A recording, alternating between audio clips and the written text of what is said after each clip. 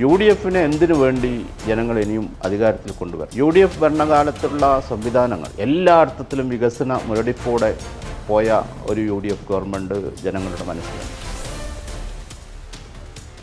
ശബരിമലയിലുണ്ടായത് പൊറുക്കാനാവാത്ത അപരാധമാണ്. ജനങ്ങളിൽ നിന്ന് മാറി സഞ്ചരിക്കുന്ന മുന്നണിയല്ല. പക്ഷേ മുന്നണിക്ക് പോരായ്മ ഉണ്ടാകുമ്പോൾ ജനങ്ങൾ ചൂണ്ടിക്കാണിക്കുമ്പോൾ മുൻകാലങ്ങളിലും ഈ മുന്നണി തിരുത്തിയിട്ടുണ്ട്. കണ്ണൂരിൽ നിന്ന് തന്നെയാണ് മന്ത്രി വി ശിവൻകുട്ടിയുടെ കോലം കത്തിച്ച് AYFന്റെ പ്രവർത്തകർ പ്രകടനം നടത്തുന്നു. ഈ RSSന്റെ ഏജന്റായി കേരളത്തിലെ സർക്കാർ മാറുന്നു എന്നുള്ള രീതിയിലുള്ള മുദ്രാവാക്യങ്ങളൊക്കെയാണ് അവർ മുഴക്കിയിട്ടുള്ളത്.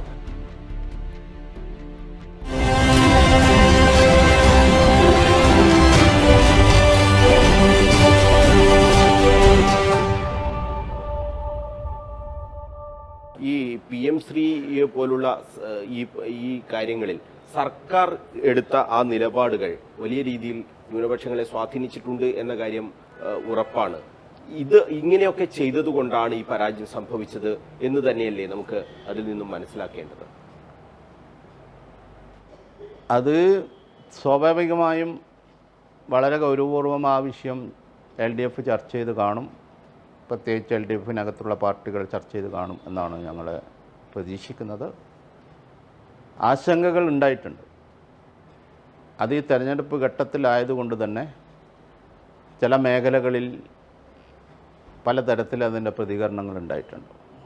തീർച്ചയായും അതുകൂടി ചർച്ച ചെയ്തുകൊണ്ട് ഭാവിയിൽ അങ്ങോട്ടുള്ള പ്രവർത്തനങ്ങളിൽ പോരായ്മകളില്ലാതെ മുന്നോട്ട് പോകാൻ ശ്രമിക്കണം എന്നുള്ളതാണ് ആ സംഭവം നൽകുന്ന പാഠം.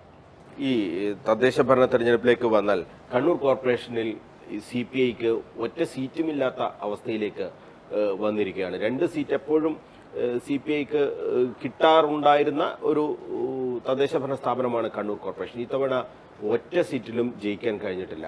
ആദികടലായിൽ തോറ്റു, എടച്ചൊവ്വയിൽ തോറ്റു. എടച്ചൊവ്വയിൽ നിങ്ങളുടെ ഏറ്റവും പ്രധാനപ്പെട്ട ജില്ലാ നേതാവ് തന്നെയാണ് മത്സരിച്ച് പരാജയപ്പെട്ടത്.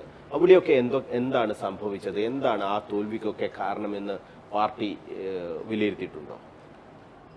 ഒന്ന്, കേരളത്തിലെ തദ്ദേശ സ്വയംഭരണ തെരഞ്ഞെടുപ്പുകളിൽ ഇടതുപക്ഷം പുറകോട്ട് പോയിട്ടുണ്ട്. ഇടതുപക്ഷം ജയിച്ചു വന്ന പല തദ്ദേശ സ്ഥാപനങ്ങളും നഷ്ടപ്പെട്ടിട്ടുണ്ട്. ഒട്ടേറെ നിലവിലുണ്ടായിരുന്ന വാർഡുകളിൽ ഇടതുപക്ഷ ജനാധിപത്യ മുന്നണി തോറ്റിട്ടുണ്ട്. ഇപ്പോൾ ഈ തെരഞ്ഞെടുപ്പിൽ ഉണ്ടായിട്ടുള്ള സംഭവവികാസങ്ങൾ ആ രീതിയിലും കോർപ്പറേഷനിലെ വാർഡുകളിൽ ഡിവിഷനുകൾ പ്രതിഫലിച്ചു എന്നുള്ളതാണ് യാഥാർത്ഥ്യം. വാർഡ് വിഭജനങ്ങളുമായി ബന്ധപ്പെട്ട് വന്നിട്ടുള്ള ചില കാര്യങ്ങൾ, ആ കാര്യങ്ങളും പരിശോധിച്ചുകൊണ്ടിരിക്കുകയാണ്. കണ്ണൂർ കോർപ്പറേഷൻ, അതിനു മുമ്പുള്ള കണ്ണൂർ മുനിസിപ്പാലിറ്റി ഇടതുപക്ഷത്തിന് വലിയ ഒരു ശക്തമായ മേഖലയല്ല. ചില ഘട്ടങ്ങളിൽ ഇടതുപക്ഷം ചില സന്ദർഭങ്ങളിൽ മുന്നോട്ട് പോയി എന്നുള്ളതാണ്. അതുപോലെ തന്നെ ഈ ആദികടലായി CPI മത്സരിച്ച അല്ലെങ്കിൽ എടച്ചൊവ്വ, അതുപോലെ പള്ളിക്കുന്ന്, അതുപോലെ കസാനക്കോട്ട, ഇത്തരം മേഖലകളിലെല്ലാം CPI മത്സരിച്ചിട്ടുണ്ട്. തദ്ദേശ സ്വയംഭരണ തെരഞ്ഞെടുപ്പാകുമ്പോൾ പ്രാദേശികമായിട്ടുള്ള ചില കാര്യങ്ങൾ കൂടി ഈ തെരഞ്ഞെടുപ്പിൽ പ്രകടമാകുക സ്വാഭാവികമാണ്. ഇടതുപക്ഷ ജനാധിപത്യ മുന്നണിക്ക് വലിയ തിരിച്ചടി എവിടെയൊക്കെ ഉണ്ടായി എന്ന്, ഈ വാർഡുകളിൽ ഉണ്ടായി എന്ന് ഞങ്ങൾ വിലയിരുത്തിയിട്ടില്ല. നമുക്ക് കിട്ടാവുന്ന വോട്ട്, മുൻപ് കിട്ടിയിരുന്ന വോട്ട്, ആ വോട്ടുകൾ വേണ്ട വിധത്തിൽ കിട്ടിയില്ല. ഇതാണ് പ്രശ്നം. ആശങ്കകളും മറ്റ് ചർച്ചകളും മറ്റ് രീതിയിലേക്കുള്ള വോട്ട് ഭിന്നിച്ചു പോകാനുള്ള സാഹചര്യങ്ങൾ ഉണ്ടായിട്ടുണ്ട് എന്നുള്ളതാണ്. ഈ തളിപ്പറമ്പിലും വലിയ രീതിയിലുള്ള പ്രശ്നങ്ങൾ നടക്കുകയാണ്. അവിടെ CPMന്റെ ഒരു പ്രധാനപ്പെട്ട നേതാവ് കോമത്ത് മുരളീധരൻ CPIയിലേക്ക് വരുന്നു. അതിനുശേഷം CPMും CPIയും തമ്മിൽ വലിയ അകൽച്ച, ഭിന്നത, ഇതൊക്കെയാണ് തളിപ്പറമ്പിൽ നടക്കുന്നത്. തളിപ്പറമ്പിൽ നഗരസഭാ തെരഞ്ഞെടുപ്പിൽ പാലയാട് അവിടെ CPI തോൽക്കുന്ന ഒരു സാഹചര്യമുണ്ടായി. മാന്തൻകുടിയിൽ CPM ജയിക്കുന്ന ഒരു സാഹചര്യമുണ്ടായി. അപ്പോൾ അവിടെ CPI തോറ്റത് CPM കാലുവാരിയാണ് എന്ന് അവിടുത്തെ നേതാക്കൾ പരസ്യമായി തന്നെ പറയുകയാണ്. അങ്ങനെ ഒരു പ്രശ്നം അവിടെ ഉണ്ടായിട്ടുണ്ടോ? CPIയെ തോൽപ്പിക്കാനുള്ള ഒരു നീക്കം CPM അവിടെ നടത്തിയിട്ടുണ്ടോ? ഒന്ന്, LDF എന്നുള്ള നിലയിൽ കണ്ണൂർ ജില്ലയിൽ യോജിച്ച ഒരു പ്രവർത്തനം നടന്നിട്ടുണ്ട്. സ്ഥാനാർത്ഥികൾ വിജയിക്കുന്നതും പരാജയപ്പെടുന്നതും പല കാരണങ്ങളാലാണ്. ഓരോ സ്ഥലത്തിലെ പ്രത്യേകതയും തെരഞ്ഞെടുപ്പ് മെഷീനറിയുടെ പ്രവർത്തനത്തിലെ പോരായ്മകളും ഒക്കെ പലതരത്തിൽ ഇത്തരം പോരായ്മകൾക്ക് ഇടയാക്കുന്നുണ്ട്. തളിപ്പറമ്പിനെ സംബന്ധിച്ചിടത്തോളം അത്തരം കാര്യങ്ങളൊക്കെ തളിപ്പറമ്പ് മാത്രമല്ല ജില്ലയിലെ എല്ലാ സ്ഥലങ്ങളിലും CPI എന്നുള്ള നിലയിൽ ചർച്ച ചെയ്തിട്ടുണ്ട്, LDF ചർച്ച ചെയ്തിട്ടുണ്ട്, CPM എന്നുള്ള നിലയിലും ആ പാർട്ടിയുടെ നേതാക്കൾ ചർച്ച ചെയ്തുകൊണ്ടിരിക്കുന്നുണ്ട്. അങ്ങനെ കാലുവാരിക്കൊണ്ടാണ് അവിടെ തോറ്റത് എന്നുള്ള ഒരു വിലയിരുത്തൽ CPI സംബന്ധിച്ചിടത്തോളം ഉണ്ടായിട്ടില്ല. പിന്നെ അവിടെ ചില സന്ദർഭങ്ങളിൽ ചില വിഷയങ്ങളിൽ ചെറിയ ചെറിയ പോരായ്മകൾ ഉണ്ടായിട്ടുണ്ട്. അത് പരിഹരിക്കാറുണ്ട്. കൂടിയിരുന്ന് നേതാക്കൾ CPI CPM നേതാക്കൾ ഇരുന്നുകൊണ്ട് തന്നെ പരിഹരിക്കാൻ ശ്രമിച്ചു വരുന്നുമുണ്ട്. ആ രീതിയിൽ കാര്യങ്ങൾ മുന്നോട്ട് കൊണ്ടുപോകും. ഈ കോമത്ത് മുരളീധരനെ അംഗീകരിക്കാൻ ഇപ്പോഴും CPM-ന് കഴിഞ്ഞിട്ടില്ല എന്ന് വേണം കരുതാൻ. കോമത്ത് മുരളീധരൻ മാത്രമല്ല, ഈ ജില്ലയിൽ മറ്റ് പാർട്ടികളിൽ നിന്ന് CPI-യുമായി അടുത്ത് ബന്ധം സ്ഥാപിച്ച് വന്ന ഒരുപാട് ആളുകളുണ്ട്. അത്തരം ആളുകളെല്ലാം CPI-യുടെ ഭാഗമായാൽ അതാര് അംഗീകരിക്കുന്നില്ല എന്നുള്ളതല്ല പ്രശ്നം.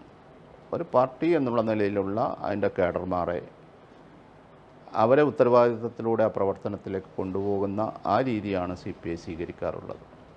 അതൊരു പാർട്ടിയുടെ അംഗീകാരത്തിൻ്റെ ആവശ്യം പാർട്ടിയെ സംബന്ധിച്ചിടത്തോളം ഇല്ല. കുറേ തെറ്റിദ്ധാരണകളും പ്രചാരണങ്ങളും വഴിവിട്ട രീതിയിൽ നടന്നുകൊണ്ടിരിക്കുന്നുണ്ട്. അത് വിശദീകരിക്കപ്പെടുന്നതിന് വേണ്ടി CPI നേതൃത്വം അവിടെ ശ്രമിച്ചിട്ടുണ്ട്. തീർച്ചയായും ആ തളിപ്പറമ്പിലെ പ്രശ്നങ്ങളും പരിഹരിച്ചിട്ടുണ്ട്. യോജിച്ച ഒരു പ്രവർത്തനത്തിലേക്ക് അവിടുത്തെ പാർട്ടികളും LDF-ഉം മുന്നോട്ട് പോകും. ഈ യോജിച്ച നീക്കങ്ങളൊക്കെ ഈ CPM-ൽ നിന്ന് ഒരാൾ CPI-യിലേക്ക് വരുമ്പോൾ അത് അംഗീകരിക്കാതെ അയാളെ ഇങ്ങനെ അറസ്റ്റ് ചെയ്യുന്ന സാഹചര്യം പോലും ഉണ്ടായിട്ടുണ്ട്. സംശയാസ്പദമായ സാഹചര്യത്തിൽ കണ്ട് പോലീസ് ഒരു പ്രധാനപ്പെട്ട നേതാവിനെ അറസ്റ്റ് ചെയ്യുന്ന ഒരു സാഹചര്യമൊക്കെ ഉണ്ടായിട്ടുണ്ടല്ലോ. അതൊക്കെ എങ്ങനെയാണ് മുന്നണിയല്ലേ ബാധിക്കുന്നത്? ശരിക്കും അത് CPM മനസ്സിലാക്കേണ്ടതല്ലേ?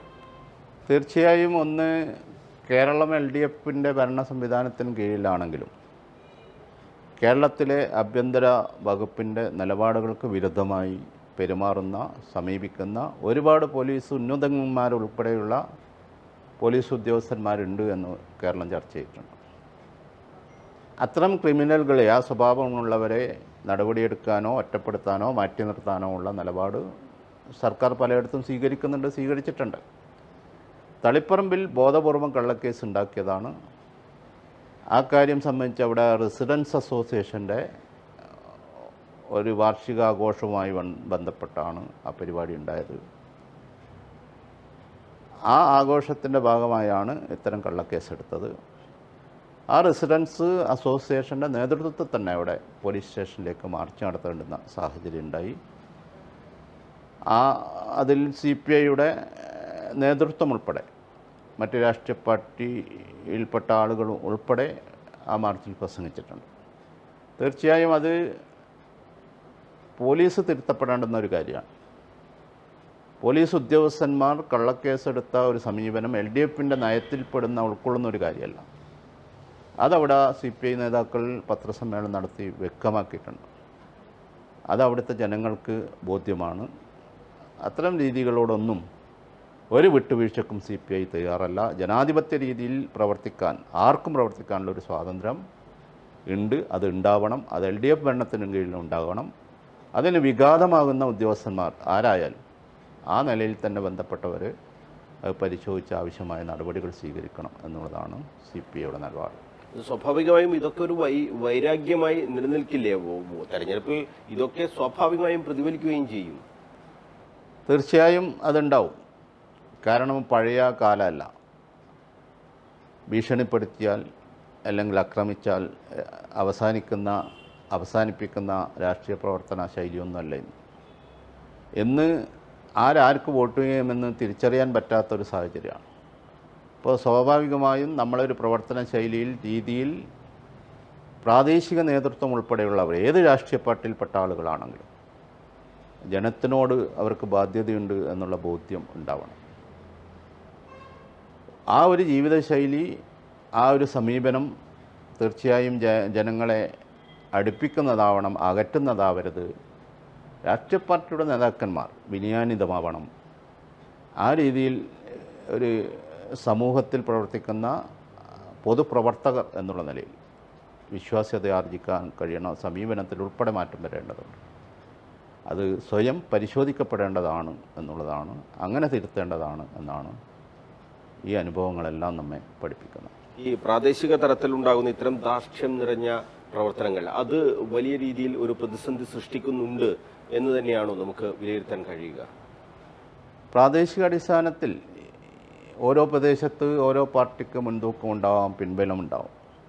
പക്ഷെ ആ മുൻതൂക്കത്തിലോ പിൻബലത്തിലോ അപ്പുറത്തേക്ക് ആ പ്രദേശത്തെ ജനങ്ങളെ ഒന്നായി കാണാനുള്ള ഒരു മാനസികാവസ്ഥ ഇല്ലെങ്കിൽ അത് ജനങ്ങൾ നോക്കിക്കാണുമ്പോൾ അഹങ്കാരികളുടെ പ്രസ്ഥാനം, തലക്കനമുള്ളവരുടെ പ്രസ്ഥാനം, അത് ആ പ്രസ്ഥാനത്തെ ബാധിക്കും.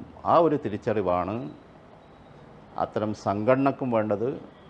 ആ തിരിച്ചറിവിൽ നിന്ന് തിരുത്തേണ്ടത് അങ്ങനെയുള്ള പ്രവർത്തകർക്കും ഉണ്ടാവണം. എങ്കിൽ മാത്രമേ കാര്യങ്ങൾ സുഗമമായി മുന്നോട്ട് കൊണ്ടുപോകാൻ കഴിയും. ഈ തളിപ്പറമ്പിലെ പ്രശ്നം പരിഹരിക്കാൻ CPM ഉം CPI-യും ജില്ലാ നേതൃത്വങ്ങൾ തമ്മിൽ ഏതെങ്കിലും തരത്തിൽ ഇടപെടൽ നടത്തി ചർച്ച നടത്തുകയൊക്കെ ചെയ്തിട്ടുണ്ടോ? എങ്ങനെ, ഏത് രീതിയിലുള്ള ഒരു പരിഹാരമാണ് ഇപ്പോൾ നിയമസഭാ തെരഞ്ഞെടുപ്പിലേക്ക് പോകുമ്പോൾ അത്തരം പ്രശ്നങ്ങളൊക്കെ അവസാനിപ്പിക്കേണ്ടത്? തളിപ്പറമ്പിൽ ഉൾപ്പെടെ ലോക്സഭാ തെരഞ്ഞെടുപ്പിൽ UDF-ന് ലീഡ് കിട്ടുന്ന ഒരു സാഹചര്യം വരെ ഉണ്ടായിട്ടുണ്ട്. ഈ തദ്ദേശ ഭരണ തെരഞ്ഞെടുപ്പിലാണെങ്കിലും വലിയ ഒരു മുന്നേറ്റമൊന്നും ഉണ്ടായിട്ടുമില്ല. അപ്പോൾ ഇത്തരം പ്രശ്നങ്ങളൊക്കെ പരിഹരിക്കാതെ നിയമസഭാ തെരഞ്ഞെടുപ്പിലേക്ക് പോകാൻ കഴിയില്ല. CPM CPI തമ്മിൽ, ജില്ലാ നേതാക്കൾ തമ്മിൽ ഈ പ്രശ്നം ചർച്ച ചെയ്ത് പരിഹരിക്കാൻ ശ്രമിച്ചിട്ടുണ്ടോ? ഇനി അങ്ങോട്ടേക്ക് ഏതെങ്കിലും തരത്തിലുള്ള ചർച്ചകൾ നടക്കാൻ സാധ്യതയുണ്ടോ? ഒന്ന്, CPI-യും CPM-ഉം രണ്ട് പാർട്ടികളാണ്. ഒരുപാട് സന്ദർഭങ്ങളിൽ പല വിഷയങ്ങളിൽ അഭിപ്രായ വ്യത്യാസങ്ങൾ ഉണ്ടാവാറുണ്ട്. അത്തരം പ്രശ്നങ്ങളെല്ലാം രാഷ്ട്രീയ ബോധത്തിൻ്റെയും സംഘടനാബോധത്തിൻ്റെയും ധാരണയിൽ ചർച്ച ചെയ്യേണ്ടടുത്ത് പരസ്പരം ചർച്ച ചെയ്യുകയും പരിഹരിക്കുകയും ചെയ്ത് മുന്നോട്ട് പോയിട്ടുണ്ട്. കണ്ണൂർ ജില്ലയെ സംബന്ധിച്ചിടത്തോളം ചെറിയ ചില പ്രശ്നങ്ങൾ അങ്ങോട്ടും ഇങ്ങോട്ടും ഉണ്ടാകുമ്പോൾ അത് സംസാരിച്ചിട്ടുണ്ട്. ആരോഗ്യകരമായ ചർച്ചയിലൂടെ തന്നെ പരിഹരിക്കപ്പെട്ടിട്ടുണ്ട്. നിയമസഭാ തെരഞ്ഞെടുപ്പിനെ സമീപിക്കാൻ പോകുന്ന പശ്ചാത്തലത്തിൽ താഴെത്തട്ടിലുള്ള അത്തരം വിഷയങ്ങളെല്ലാം പരസ്പര ചർച്ചയിലൂടെ പരിഹരിച്ച് മുന്നോട്ട് പോകാനാണ് CPI ശ്രമിക്കുന്നത്. CPM ആ നിലപാട് തന്നെയാണ്, CPM-ൻ്റെ ഭാഗത്തു നിന്നും അനുകൂല നിലപാട് തന്നെയാണ് പരിഹരിക്കുന്നതിന് വേണ്ടി ഉണ്ടായിട്ടുള്ളത്. നിയമസഭാ തെരഞ്ഞെടുപ്പിലേക്ക് പോകുമ്പോൾ കഴിഞ്ഞ തവണ 9 സീറ്റാണ് കണ്ണൂർ ജില്ലയിൽ LDF വിജയിച്ചത്. 2 സീറ്റാണ് UDF-ന് കിട്ടിയത്. ഈ 9 സീറ്റും ഇത്തവണ നിലനിർത്താൻ കഴിയുന്ന ഒരു സാഹചര്യം ഉണ്ടാകുമോ? തുടർ ഭരണത്തിലേക്ക് പോകണം എന്ന് മുന്നണി ആഗ്രഹിക്കുമ്പോൾ കണ്ണൂർ ജില്ലയിലെ 9 സീറ്റ് അത് നിർണായകമായ സീറ്റാണ്. എല്ലാ സീറ്റുകളും നിലനിർത്താൻ കഴിയും എന്ന ആത്മവിശ്വാസമുണ്ടോ? തീർച്ചയായും കഴിഞ്ഞ തവണയുള്ള സീറ്റുകൾ നിലനിർത്തിക്കൊണ്ട് പുതിയ സീറ്റ് കൂടി നേടിയെടുക്കാനുള്ള ഒരു ടീം വർക്ക് LDF-ൻ്റെ നേതൃത്വത്തിൽ കണ്ണൂരിലുണ്ടാവും. LDF-ൻ്റെ സംസ്ഥാന കമ്മിറ്റി തീരുമാനമനുസരിച്ചുകൊണ്ട്